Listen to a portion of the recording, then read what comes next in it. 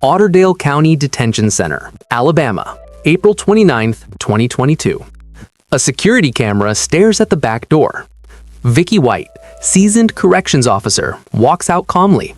Routine shift, nothing unusual. 30 seconds later, she returns. Beside her, Casey White, 6'7", broad-shouldered, still in handcuffs and orange jumpsuit. She opens the rear door of the patrol car. He climbs in. She slides behind the wheel and drives away. At first glance, everything looks normal, except no second officer gets in the car. Prisoners are supposed to be transported by 2 guards, always. And Vicky is openly carrying a firearm, strictly forbidden inside prison walls.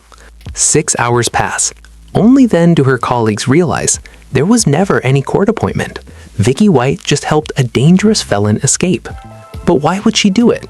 Because behind bars, she and Casey White had secretly built a close relationship, a forbidden romance, an escape planned for months. Vicky sold her house, bought a getaway car. For 11 days they vanished, switching vehicles constantly, hiding in anonymous motels. When Casey's ex-wife saw the story on the news, she panicked and immediately warned Vicky. The chase ended in a high-speed pursuit. Casey surrendered. Vicky shot herself, probably because she knew. Otherwise, she would end up exactly like him, behind bars. The most shocking part, this extreme case is not unique. In this video, we show you some of the craziest things prison guards have done and how many of them ended up in prison themselves. Take Charlene Diane Oban, for example, 33 years old. She worked at Montgomery County Jail in Texas, and there she fell in love with 28-year-old inmate Jacob Parker. They talked constantly on the phone, met secretly in corners of the prison not covered by cameras. Other inmates eventually grew suspicious and alerted the administration.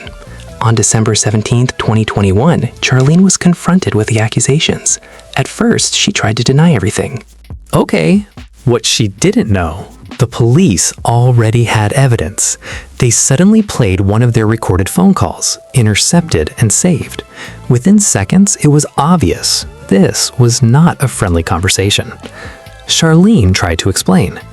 We already knew each other before prison. We exchanged numbers. Everything we talked about happened years ago. The officers kept pushing. Eventually, her story collapsed. And then it hit her what the consequences would be. She was sentenced to 100 days in jail and suspended from her job. Now to another corrections officer who put all of New York on high alert for days. Joyce Mitchell, 51 years old, employee at Clinton Correctional Facility, a maximum security prison considered escape-proof. Except there was a flaw, and Joyce exploited it. It started when she secretly began relationships with 2 inmates, Richard Matt and David Sweat, both convicted murderers. They worked in the prison tailor shop under her supervision. A witness later said, "I constantly saw her disappear into the back room with them. There were no cameras there." That's where they hatched a completely insane plan. One day, Joyce smuggled in a package of raw meat with a saw blade hidden inside. She got it into the workshop and handed it to David. He began cutting holes in his cell wall. From then on, he spent his nights inside the prison's guts, sawing through pipes and walls. On June 5, 2015, they were ready. Richard and David escaped through the sewer system. But Joyce's help wasn't over yet. The plan was for her to pick them up outside and even drive the getaway car. Except, right before, she suffered a panic attack. She never showed up at the meeting point. The 2 murderers fled alone, triggering a 3-week manhunt that paralyzed New York. Richard Matt was killed in a shootout with police. David was recaptured and sent back to prison. And Joyce, convicted of aiding escape, 4 years in prison. Another guard for whom his workplace became his new home, Matthew Jess Cooler, 27 years old, Buffalo, New York. He abused his power in the most disgusting way imaginable. On May 19, 2016, he and his colleagues arrested 38-year-old Sean Porter on a New York street, accused of harassing someone. When they brought him to the station, surveillance cameras captured the scene. You see Cooler throw Sean Porter face first through a door. His head slams into an edge. The other officers watch. One of them even laughs. Then Cooler drags Sean across the floor while he writhes in pain. The colleagues stand by casually as Porter's clothes are torn off and he's strapped into a restraint chair. He's left alone there for 45 minutes, bleeding heavily. Another clip shows him later leaving the holding cell barefoot, without pants, to be put into a police van. Looking at these images, only one question remains. Why was he treated like that? The sad answer: Jess Cooler attacked him completely arbitrarily and without reason, simply because he thought he could get away with it. The court proved him wrong, convicted of excessive use of force, 2 years in prison. But he wasn't the only one to abuse his position. There's also Grant Hardin, 66 years old, one of the most dangerous criminals in Arkansas, former police officer convicted of murder and rape.